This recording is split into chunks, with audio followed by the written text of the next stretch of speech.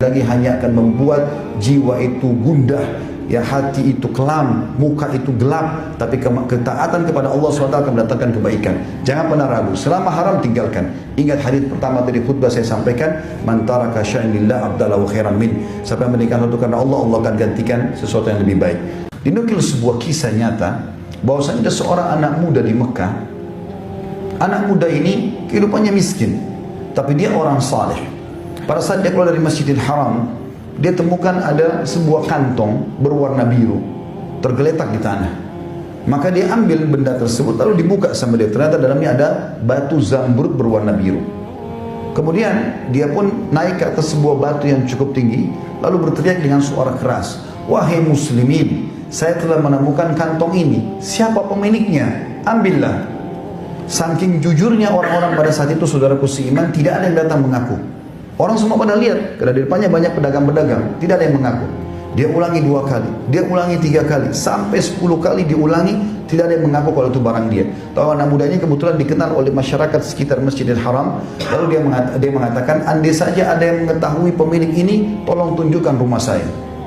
Yang terjadi, saudaraku seiman, setelah anak muda ini pulang ke rumahnya, tidak lama kemudian datang seorang bapak tua atau kakek tua, naik ke batu yang sama dengan hikmah ilahi. Kemudian dia mengatakan, "Wahai muslimin, saya kehilangan kantong berwarna biru. Siapa yang menemukannya, saya akan memberikan kepadanya 500 dirham."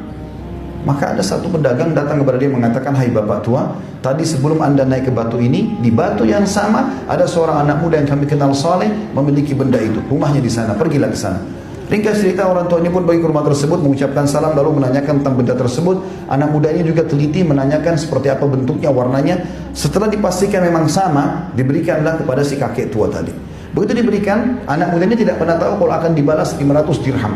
Maka dia pun tiba-tiba dikasih kantong uang dirham tersebut. Kata dia, "Apa ini?" Kata si kakek tadi, "Ini adalah balasan yang sudah saya niatkan karena Allah. Saya ingin memberikan kepada orang yang menemukan permata ini karena permata ini sangat mahal bagi saya, punya nilai." Maka anak muda tersebut, "Demi Allah, saya tidak niat mengembalikannya untuk menerima balasan. Ambillah."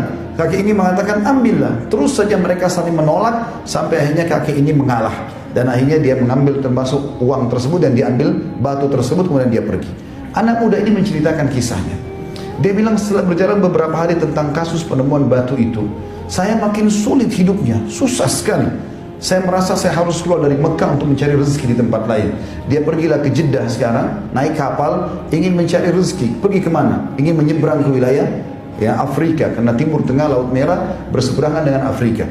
Di tengah lautan, dia bilang, tiba-tiba kapal kami dihantam oleh ombak yang besar, hancur semuanya.